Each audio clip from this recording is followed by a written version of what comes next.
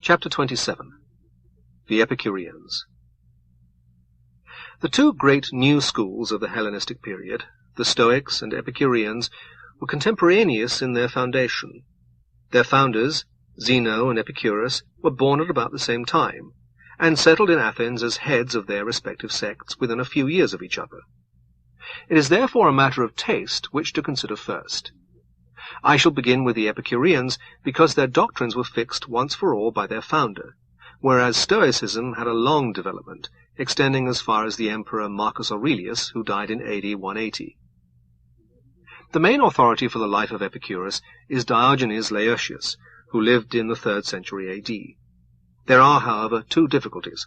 First, Diogenes Laertius is himself ready to accept legends of little or no historical value.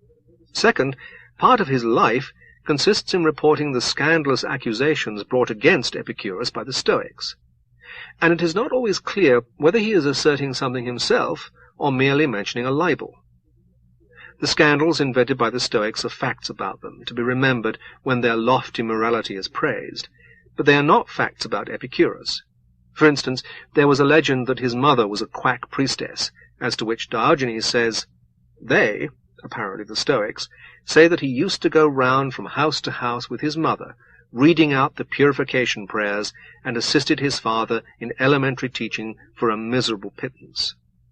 On this, Bailey comments, "If there is any truth in the story that he went about with his mother as an acolyte, reciting the formulae of her incantations, he may well have been inspired in quite early years with a hatred of superstition, which was afterwards so prominent a feature in his teaching." This theory is attractive, but in view of the extreme unscrupulousness of later antiquity in inventing a scandal, I do not think it can be accepted as having any foundation. Footnote. The Stoics were very unjust to Epicurus. Epictetus, for example, addressing him, says, "This is the life of which you pronounce yourself worthy, eating, drinking, copulation, evacuation, and snoring." Book 2, Chapter 20, Discourses of Epictetus. End of footnote. There is against it the fact that he had an unusually strong affection for his mother. The main facts of the life of Epicurus seem, however, fairly certain. His father was a poor Athenian colonist in Samos. Epicurus was born in 342 to 1 BC, but whether in Samos or in Attica is not known. In any case, his boyhood was passed in Samos. He states that he took to the study of philosophy at the age of 14. At the age of 18, about the time of Alexander's death, he went to Athens, apparently to establish his citizenship. But while he was there, the Athenian colonists were turned out of Samos, 322 BC. The family of Epicurus became refugees in Asia Minor, where he rejoined them. At Tars, either at this time or perhaps earlier, he was taught philosophy by a certain Nausiphanes, apparently a follower of Democritus. Although his mature philosophy owes more to Democritus than to any other philosopher, he never expressed anything but contempt for Nausiphanes, whom he alluded to as the mollusk. In the year 311 he founded his school, which was first in Mytilene, then in Lampsacus, and from 307 onwards in Athens, where he died in 270 to 1 BC. After the hard years of his youth, his life in Athens was placid, and was only troubled by his ill health. He had a house and a garden, apparently separate from the house, and it was in the garden that he taught. His 3 brothers and some others had been members of his school from the first. But in Athens his community was increased, not only by philosophic disciples, but by friends and their children, slaves and hetairai. These last were made an occasion of scandal by his enemies, but apparently quite unjustly. He had a very exceptional capacity for purely human friendship, and wrote pleasant letters to the young children of members of the community. He did not practice that dignity and reserve in the expression of the emotions that was expected of ancient philosophers. His letters are amazingly natural and unaffected. The life of the community was very simple, partly on principle, and partly, no doubt, for lack of money. Their food and drink was mainly bread and water, which Epicurus found quite satisfying. "I am thrilled with pleasures in the body," he says, "when I live on bread and water, and I spit on luxurious pleasures, not for their own sake, but because of the inconveniences that follow them." The community depended financially, at least in part, on voluntary contributions. "Send me some preserved cheese," he writes, "that when I like I may have a feast." To another friend, "Send us offerings for the sustenance of our holy body on behalf of yourself and your children." And again, "The only contribution I require is that which blank ordered the disciples to send me, even if they be among the Hyperboreans. I wish to receive from each of you 220 drachmae a year and no more." Footnote, about $20. End of footnote. Epicurus suffered all his life from bad health, but learnt to endure it with great fortitude. It was he, not a Stoic, who first maintained that a man could be happy on the rack. 2 letters written, one a few days before his death, the other on the day of his death, show that he had some right to this opinion. The first says, "7 days before writing this, the stoppage became complete, and I suffered pains such as bring men to their last day. If anything happens to me, do you look after the children of Metrodorus for 4 or 5 years, but do not spend any more on them than you now spend on me." The second says, "On this truly happy day of my life, as I am at the point of death, I write this to you. The diseases in my bladder and stomach are pursuing their course, lacking nothing of their usual severity. But against all this is the joy in my heart at the recollection of my conversations with you. Do you, as I might expect from your devotion from boyhood to me and to philosophy, take good care of the children of Metrodorus." Metrodorus, who had been one of his first disciples, was dead. Epicurus provided for his children in his will. Although Epicurus was gentle and kindly towards most people, a different side of his character appeared in his relations to philosophers, especially those to whom he might be considered indebted. "I suppose," he says, "that these grumblers will believe me to be a disciple of the mollusk, Nausiphanes, and to have listened to his teaching in company with a few bibulous youths. For indeed the fellow was a bad man, and his habits such as could never lead to wisdom." He never acknowledged the extent of his indebtedness to Democritus, and as for Leucippus, he asserted that there was no such philosopher, meaning, no doubt, not that there was no such man, but that the man was not a philosopher. Diogenes Laertius gives a whole list of abusive epithets that he is supposed to have applied to the most eminent of his predecessors. With this lack of generosity towards other philosophers goes another grave fault, that of dictatorial dogmatism. His followers had to learn a kind of creed embodying his doctrines, which they were not allowed to question. To the end, none of them added or modified anything.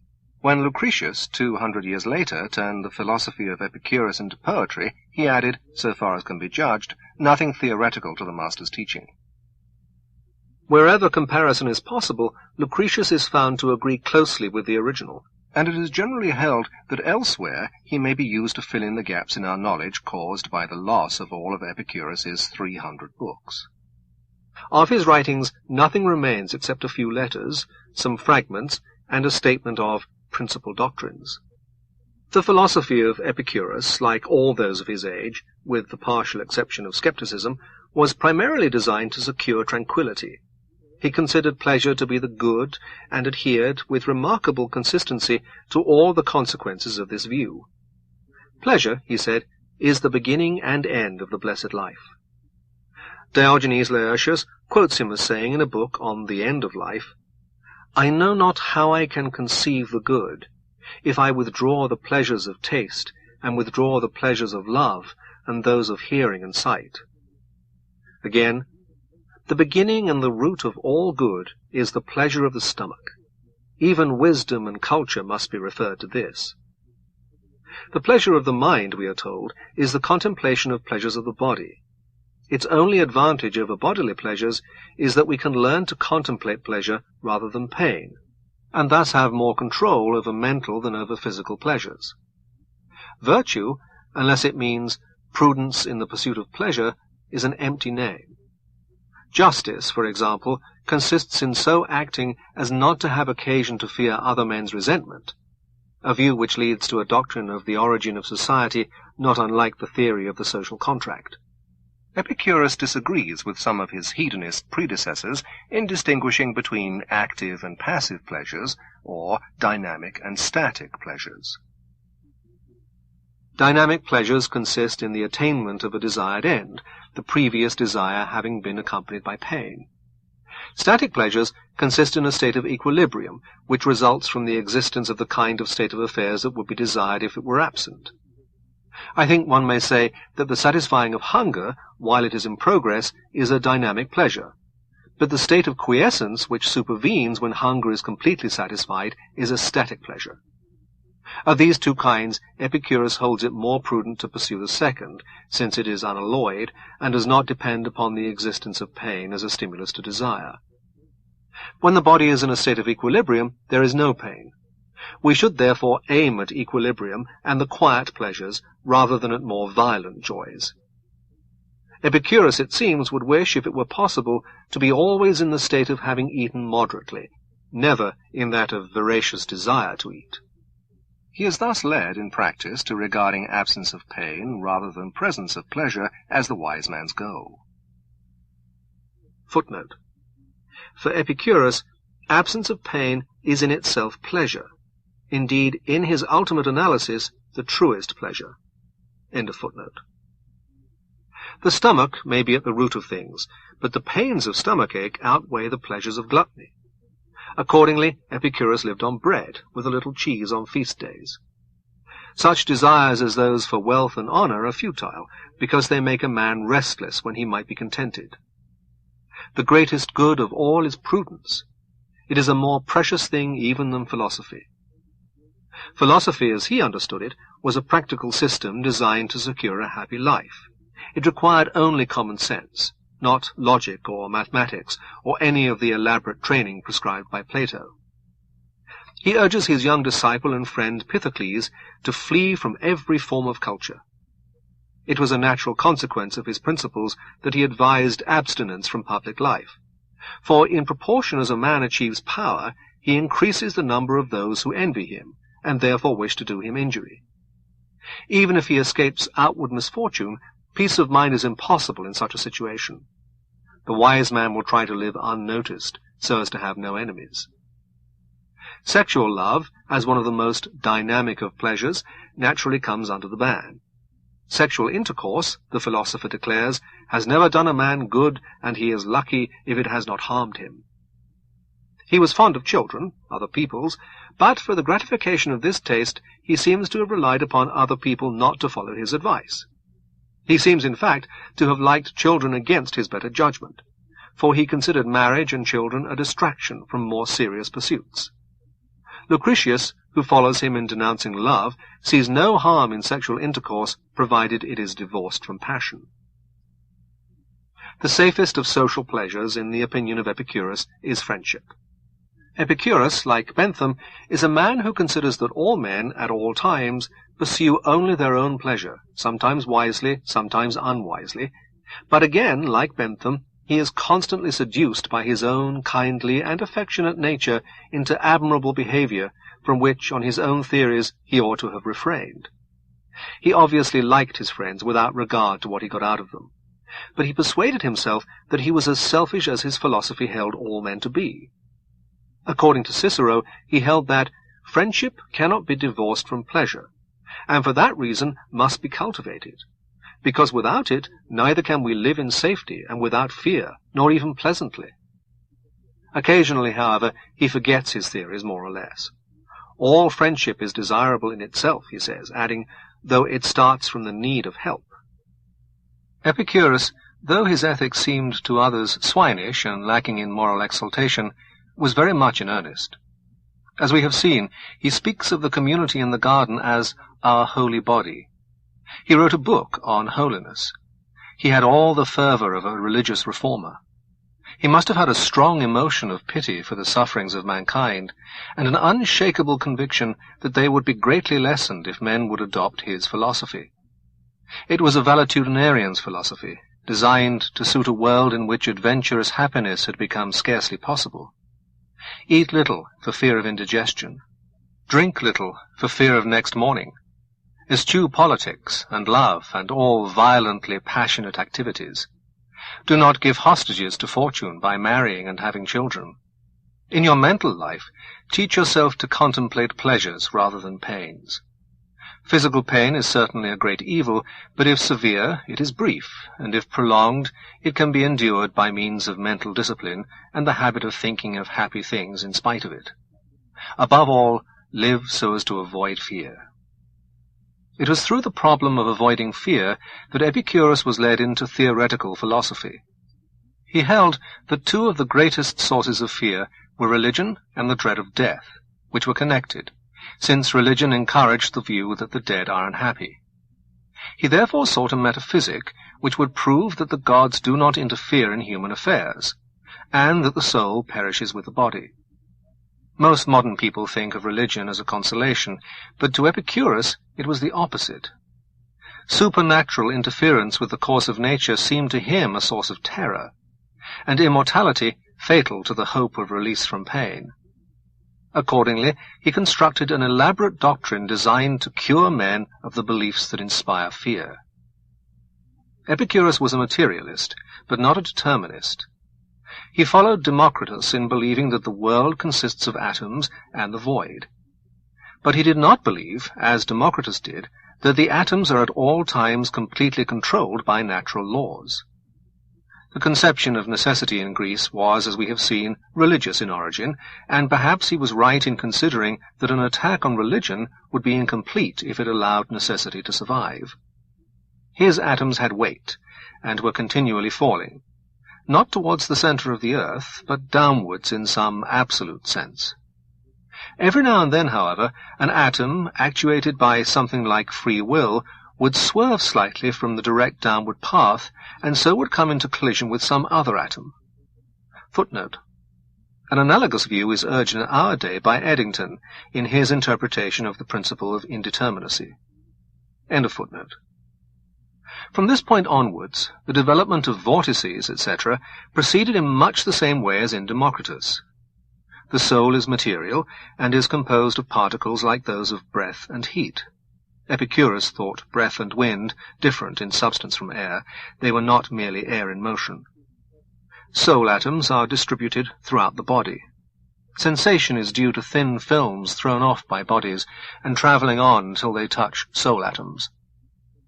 These films may still exist when the bodies from which they originally proceeded have been dissolved. This accounts for dreams. At death, the soul is dispersed, and its atoms, which of course survive, are no longer capable of sensation because they are no longer connected with the body. It follows, in the words of Epicurus, that death is nothing to us, for that which is dissolved is without sensation, and that which lacks sensation is nothing to us. As for the gods, Epicurus firmly believes in their existence, since he cannot otherwise account for the widespread existence of the idea of gods. But he is persuaded that they do not trouble themselves with the affairs of our human world. They are rational hedonists, who follow his precepts and abstain from public life. Government would be an unnecessary labor, to which in their life of complete blessedness they feel no temptation. Of course, divination and augury and all such practices are purely superstitions, and so is the belief in providence. There is therefore no ground for the fear that we may incur the anger of the gods, or that we may suffer in Hades after death.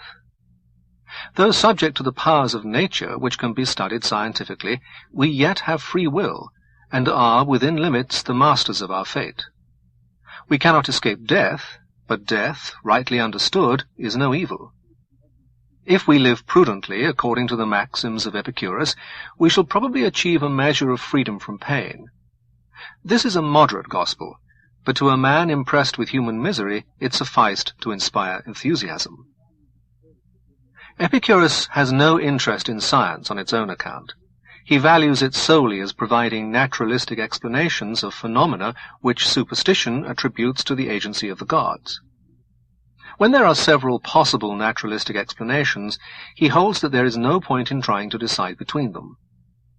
The phases of the moon, for example, have been explained in many different ways. Any one of these, so long as it does not bring in the gods, is as good as any other, and it would be idle curiosity to attempt to determine which of them is true. It is no wonder that the Epicureans contributed practically nothing to natural knowledge. They served a useful purpose by their protest against the increasing devotion of the later pagans to magic, astrology, and divination. But they remained, like their founder, dogmatic, limited, and without genuine interest in anything outside individual happiness. They learnt by heart the creed of Epicurus, and added nothing to it throughout the centuries during which the school survived. The only eminent disciple of Epicurus is the poet Lucretius, 99 to 55 BC, who was a contemporary of Julius Caesar. In the last days of the Roman Republic, free thought was the fashion, and the doctrines of Epicurus were popular among educated people. The Emperor Augustus introduced an archaistic revival of ancient virtue and ancient religion, which caused the poem of Lucretius, On the Nature of Things, to become unpopular, and it remained so until the Renaissance. Only one manuscript of it survived the Middle Ages, and that narrowly escaped destruction by bigots. Hardly any great poet has had to wait so long for recognition, when in modern times his merits have been almost universally acknowledged. For example, he and Benjamin Franklin were Shelley's favorite authors. His poem sets forth in verse the philosophy of Epicurus. Although the two men have the same doctrine, their temperaments are very different. Lucretius was passionate, and much more in need of exhortations to prudence than Epicurus was. He committed suicide, and appears to have suffered from periodic insanity, brought on, so some averred, by the pains of love or the unintended effects of a love philtre. He feels towards Epicurus as towards a saviour, and applies language of religious intensity to the man whom he regards as the destroyer of religion. Footnote. I quote the translation of Mr. R. C. Trevelyan, Book 1, pages 60 to 79. End of footnote. When prostrate upon earth lay human life, visibly trampled down and foully crushed beneath religion's cruelty, who meanwhile out of the regions of the heavens above showed forth her face, lowering on mortal men with horrible aspect. First did a man of Greece dare to lift up his mortal eyes against her. The first was he to stand up and defy her. Him neither stories of the gods, nor lightnings, nor heaven with muttering menaces could quell. But all the more did they arouse his soul's keen valour, till he longed to be the first to break through the fast-bolted doors of nature. Therefore his fervent energy of mind prevailed, and he passed onward, voyaging far, beyond the flaming ramparts of the world, ranging in mind and spirit far and wide, throughout the unmeasured universe, and thence a conqueror he returns to us, bringing back knowledge both of what can and what cannot rise into being, teaching us in fine upon what principle each thing has its powers limited, and its deep-set boundary stone. Therefore now has religion been cast down beneath men's feet, and trampled on in turn. Ourselves heaven high his victory exalts. The hatred of religion expressed by Epicurus and Lucretius is not altogether easy to understand, if one accepts the conventional accounts of the cheerfulness of Greek religion and ritual. Keats's Ode on a Grecian Urn, for instance, celebrates a religious ceremony, but not one which could fill men's minds with dark and gloomy terrors. I think popular beliefs were very largely not of this cheerful kind. The worship of the Olympians had less of superstitious cruelty than the other forms of Greek religion, but even the Olympian gods had demanded occasional human sacrifice until the 7th or 6th century BC, and this practice was recorded in myth and drama. Footnote. Lucretius instances the sacrifice of Iphigenia as an example of the harm wrought by religion.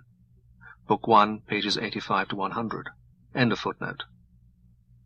Throughout the barbarian world, human sacrifice was still recognized in the time of Epicurus. Until the Roman conquest, it was practiced in times of crisis, such as the Punic Wars, by even the most civilized of barbarian populations. As was shown most convincingly by Jane Harrison, the Greeks had, in addition to the official cults of Zeus and his family, other more primitive beliefs associated with more or less barbarous rites. These were to some extent incorporated in Orphism, which became the prevalent belief among men of religious temperament. It is sometimes supposed that hell was a Christian invention, but this is a mistake. What Christianity did in this respect was only to systematize earlier popular beliefs. From the beginning of Plato's Republic, it is clear that the fear of punishment after death was common in 5th century Athens, and it is not likely that it grew less in the interval between Socrates and Epicurus. I am thinking not of the educated minority, but of the general population. Certainly also it was common to attribute plagues, earthquakes, defeats in war, and such calamities to divine displeasure or to failure to respect the omens. I think that Greek literature and art are probably very misleading as regards popular beliefs. What should we know of Methodism in the late 18th century, if no record of the period survived except its aristocratic books and paintings? The influence of Methodism, like that of religiosity in the Hellenistic age, rose from below. It was already powerful in the time of Boswell and Sir Joshua Reynolds, although from their allusions to it the strength of its influence is not apparent. We must not therefore judge of popular religion in Greece by the pictures on Grecian urns, or by the works of poets and aristocratic philosophers. Epicurus was not aristocratic, either by birth or through his associates. Perhaps this explains his exceptional hostility to religion. It is through the poem of Lucretius that the philosophy of Epicurus has chiefly become known to readers since the Renaissance. What has most impressed them, when they were not professional philosophers, is the contrast with Christian belief in such matters as materialism, denial of providence, and rejection of immortality. What is especially striking to a modern reader is to have these views, which nowadays are generally regarded as gloomy and depressing, presented as a gospel of liberation from the burden of fear. Lucretius is as firmly persuaded as any Christian of the importance of true belief in matters of religion.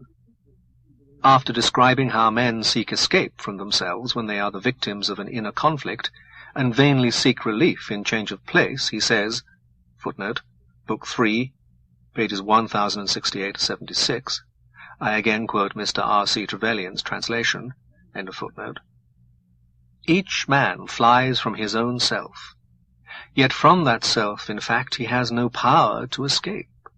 He clings to it in his own despite, and loathes it too, because, though he is sick, he perceives not the course of his disease, which if he could but comprehend aright, each would put all things else aside, and first study to learn the nature of the world, since 'tis our state, during eternal time, not for 1 hour merely, that is in doubt, the state wherein mortals will have to pass the whole time that awaits them after death. The age of Epicurus was a weary age. An extinction could appear as a welcome rest from travail of spirit. The last age of the Republic, on the contrary, was not, to most Romans, a time of disillusionment. Men of titanic energy were creating out of chaos a new order, which the Macedonians had failed to do.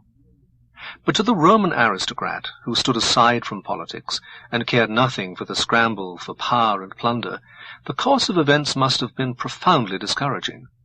When to this was added the affliction of recurrent insanity, it is not to be wondered at that Lucretius accepted the hope of non-existence as a deliverance. But the fear of death is so deeply rooted in instinct that the gospel of Epicurus could not at any time make a wide popular appeal. It remained always the creed of a cultivated minority. Even among philosophers, after the time of Augustus, it was as a rule rejected in favor of Stoicism. It survived, it is true, though with diminishing vigor, for 600 years after the death of Epicurus. But as men became increasingly oppressed by the miseries of our terrestrial existence, they demanded continually stronger medicine from philosophy or religion. The philosophers took refuge, with few exceptions, in Neoplatonism. The uneducated turned to various Eastern superstitions, and then, in continually increasing numbers, to Christianity, which, in its early form, placed all good in the life beyond the grave, thus offering men a gospel which was the exact opposite of that of Epicurus. Doctrines very similar to his, however, were revived by the French philosophes at the end of the 18th century, and brought to England by Bentham and his followers. This was done in conscious opposition to Christianity, which these men regarded as hostilely as Epicurus regarded the religions of his day.